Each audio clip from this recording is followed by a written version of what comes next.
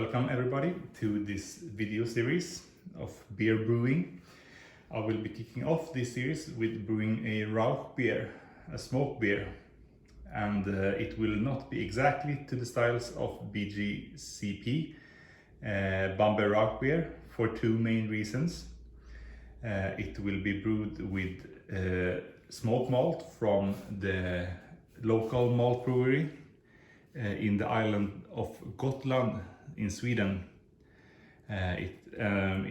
It's called Sigde, this local farm that is producing this barley, and it's an organic barley, may I add.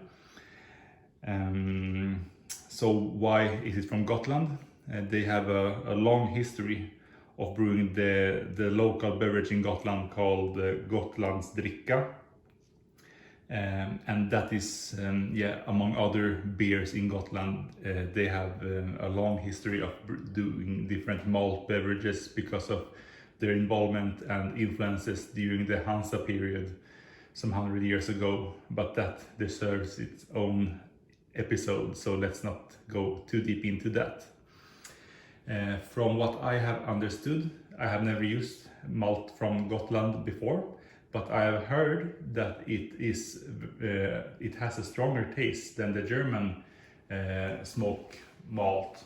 So I will be a bit cautious with it and use about 20% in the grain bill.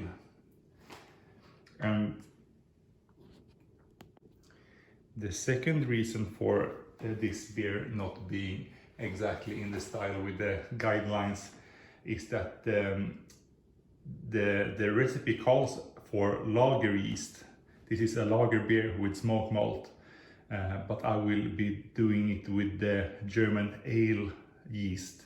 In this case, it is a harvested K-97 from an old batch of Vete beer, and I have actually been harvesting that from the High Kreuzen of the beers brewed previously, and with it I have brewed a Kölsch, a Düsseldorf Altbier, and a Wit beer with very pleasing results actually. In the beer cleanest among those, which is the Kölsch, I have been getting a very clean, bright beer taste with hints of orange. That is the only, or that is the main thing to call it apart from a normal lager.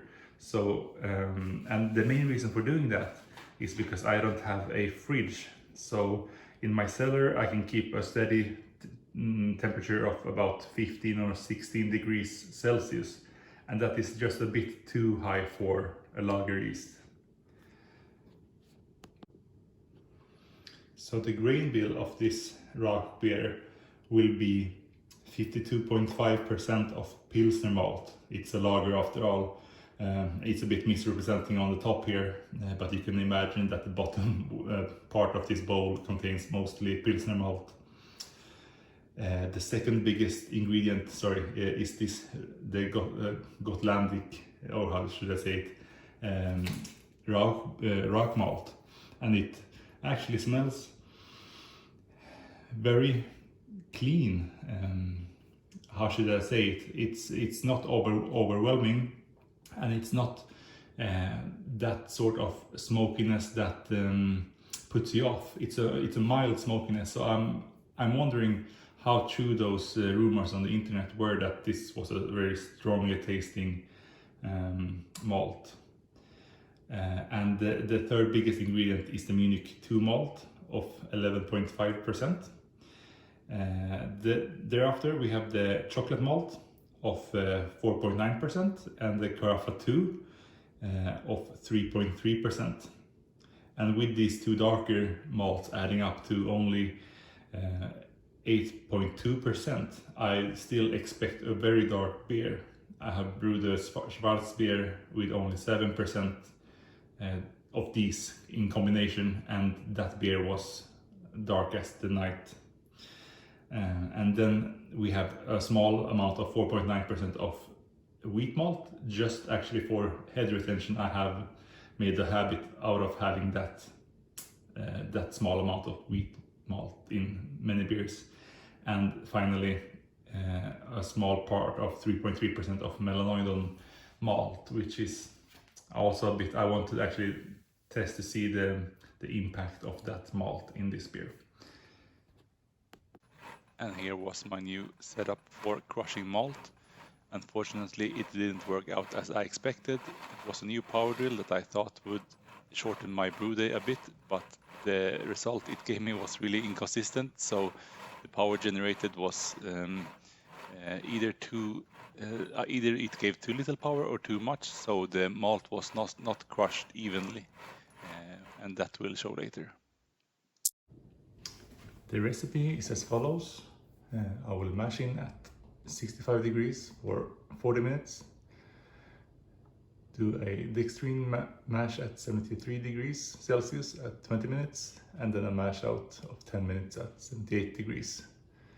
The hop additions will be 11.5 grams of Magnum at 60 minutes, a warning for the cooling spiral to be set into the boil for disinfection at 15 minutes, and then a last hop addition at 10 minutes of Hallertau M. And as you may note, the hop additions are rather simple for this recipe. It's much like a lager beer. So I have my strike water at 66 degrees Celsius and my malt base ground up. It's all this black and white action in here. I will be using 3.05 kilograms for roughly 12 liters of beer output. And you may wonder how I can fit 3.05 kilograms of malt in a Braumeister 10 liters. I will be using a back brewing yield increase disc, and it sits on the top of the malt pipe, allowing for more malt to be filled into the pipe. It's working pretty well. I've heard that the Braumeister 10 uses the same pump as the Braumeister 20, so there is no problem in popping around the extra malt in this setup.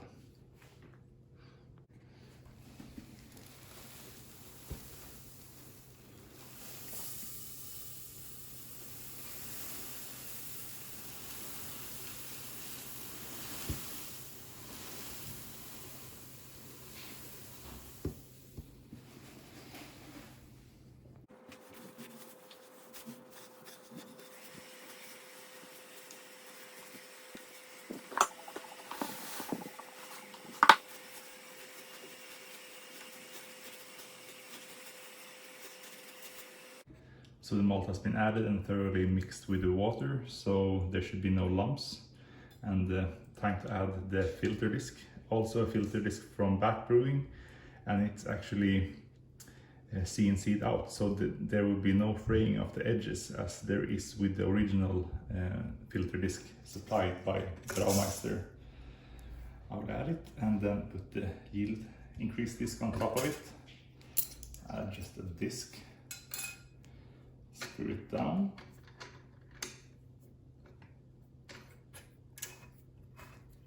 Like so, and then we're ready to go. I will tell the Braumeister to start the brewing.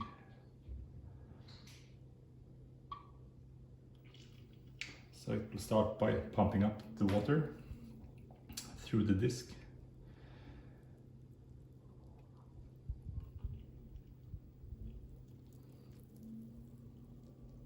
And we can see that the starches appear now, and the water is rather cloudy. But as we go through the process and the enzymes work their way through, the starches will dissolve into the different sugars, the maltose mainly then. So just adding some interim footage. You can see that starches are still flowing out of the edges of the malt pipe. These will soon disappear. And 10 minutes into the mash, the starches have mostly cleared up, and disappointingly there's no smell of smoke here at all, so I'm wondering if I should have used more smoked malt. So the mashing is completed, and the positive news is that I do actually smell some hints of smoke. A bit of a bacon-ish kind of smell. So let's pull the mash pipe up. First removing the filter plate. You can see it's quite full now at this lower stage, but usually it will sit down a bit when pulling the malt pipe and also the water out. So doing this slowly and gently, like so.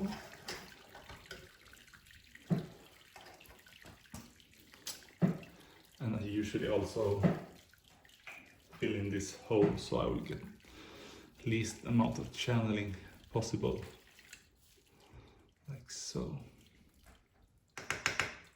Sparging in this setup is rather easy.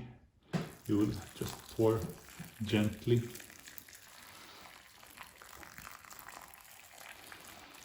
And I would say it's roughly 1 liter per minute that is allowed to be passed through this malt bed here. And I will sparge until I get around 12 liters of water, as mentioned before. The Braumeister 10 actually fits 14 liters in total, so I do have plenty of space for boil over margin, so to say. Okay, so here we are. We have sparged until the very edge. I do the following trick to save some time while the system is still, while the malt pipe is still dripping above here while I hold it. I tell the system to start the boiling.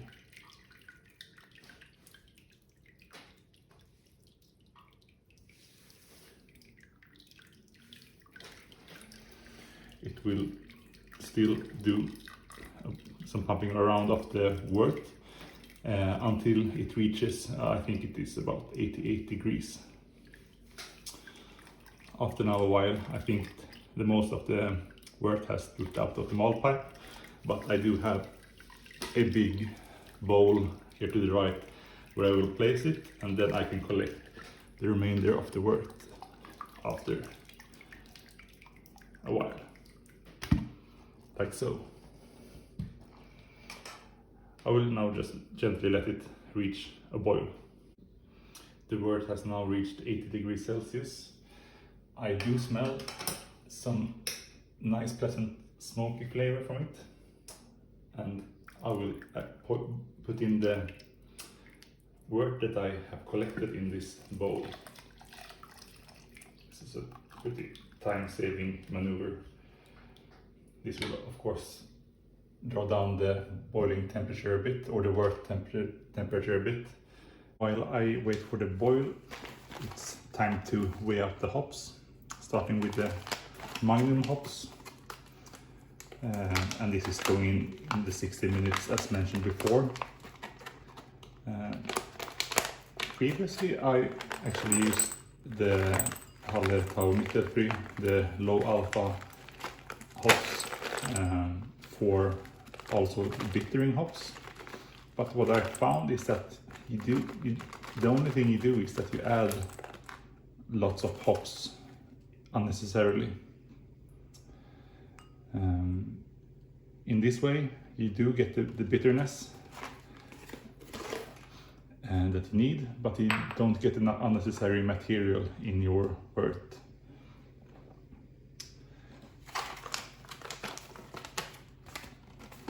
And besides, I mean, what I've heard is that the German breweries are doing this as well. And the aroma hops in the 10 minutes is going to be the methyl-free. And this is 9 grams. So in total, it will be 20 grams of hops in this. And hops also sucks up lots of the wort. So by using the Magnum, I will get more beer eventually. I would need to actually add 3 times the amount of Hallertau methyl-free. As you see, it's 3 times less alpha acid here, 4%. This is this, and this is 11.9%. What I can add is also that the look and smell of them are completely different. The Magnum is more leaning to the yellow end and smells a strong grassy flavor, and the Mittelfrüh is a bit greener and has a much more it has a much lower aroma. So we're almost at boiling here. As you see, there has been some foam built up on the top. Either I remove it now or I end up with it in the fermentation vessel. So I might as well do some cleaning up of the foam at this stage. So as you can see now, we have reached a gentle rolling boil around the edges, and the Braumeister is indicating that it's at 100 degrees. And we can then start off by jumping ahead of its own timer. I have set the boil to actually be 102 Celsius on the Braumeister because I have found that I get a better boil by having it at the higher end. So I will use this hop spider, which helps me out a lot by collecting all the bits and pieces of the Magnum hops. So then, when I've done this, oops, there went a bit of a hop piece. Then I can actually go and tell the Braumeister to start counting from 100 degrees Celsius, and then it calls for the hops, which I have already added, and now it starts the timer, and I will be boiling for 60 minutes. The next thing I will need to do is to add the cooling spiral at 15 minutes left. Now you can also see when I added the hop spider, the temperature went down 0.5 degrees Celsius. So what I will do is actually I will add a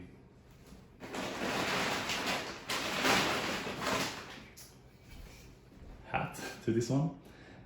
So by doing that, I still get the steam blow off, but so there will be no DMS, but the boil has an easier time of proceeding. Past the 15-minute mark until the boil is finished, and we add the cooling spiral to the boil.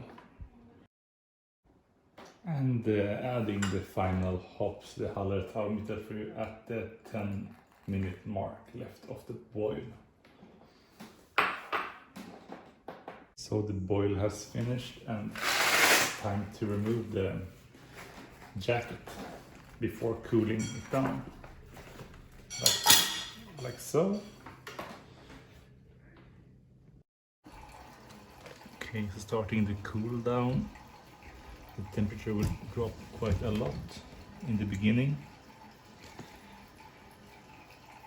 And the setup is the following. I use the shower head to get into the cooling spiral. I'm dropping roughly 1 degree per every 3 seconds or so in the beginning, but that will slow down. And I plan to cool it to until about 15 degrees Celsius, which is the starting temperature of the fermentation before I move it down to the cellar.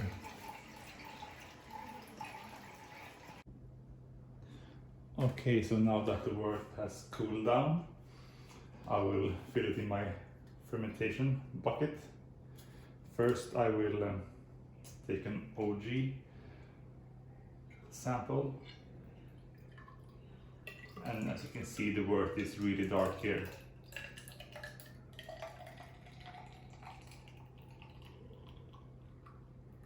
Something like that should be enough for the sample. I'm just gonna let the foam settle down a bit. I do believe, oh, let's see what it shows later. So I think it's just a matter of letting it go down at this point.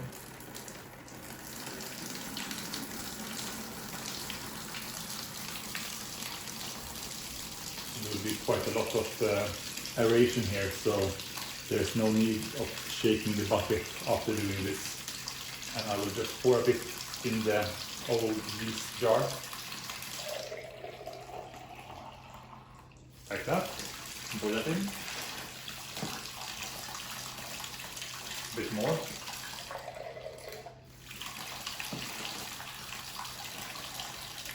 So now the yeast has been washed out.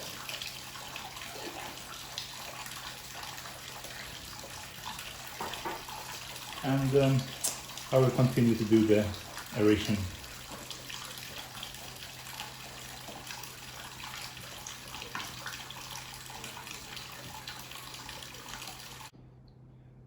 So the wort has been collected, yeast has been added, and as you can see or tell by the foam, it has been properly aerated.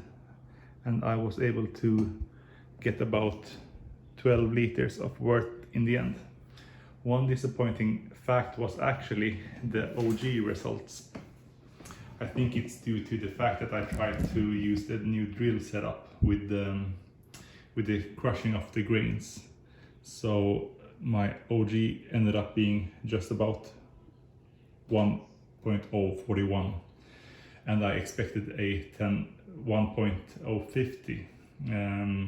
So I'm not going to keep on using that drill. I'm just gonna be crushing the malt by hand in the future.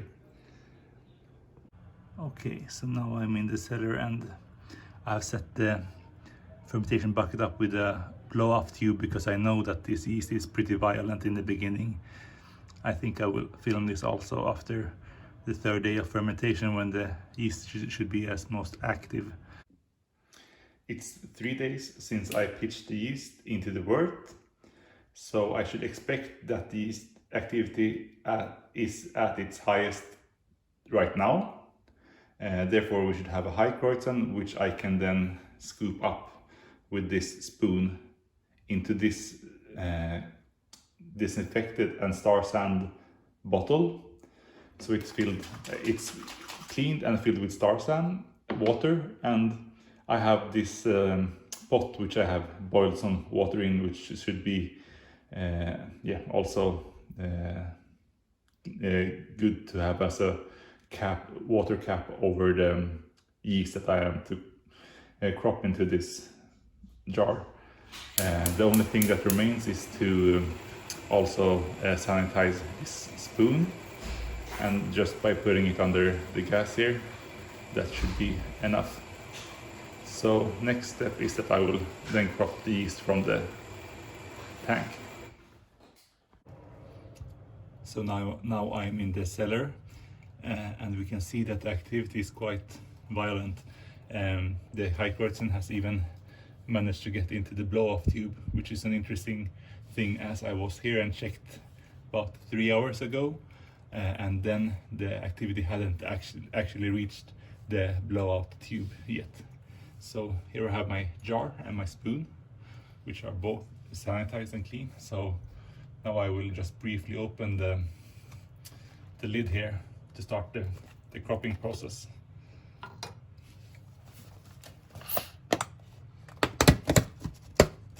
You can see here inside that there's plenty of activity, and I will start scooping up all the yeast, and it's quite interesting. It's super foamy, but still this is yeast, and it smells really fresh.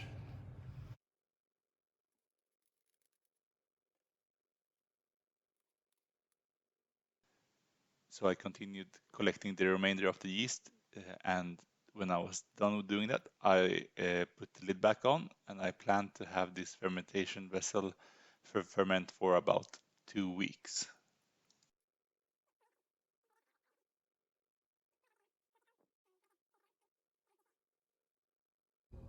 And a few hours later, the yeast has settled in the bottom of the jar. And as you can see, I managed to scoop up some of the dark beer mixed with the clean water that I have put on top of the yeast.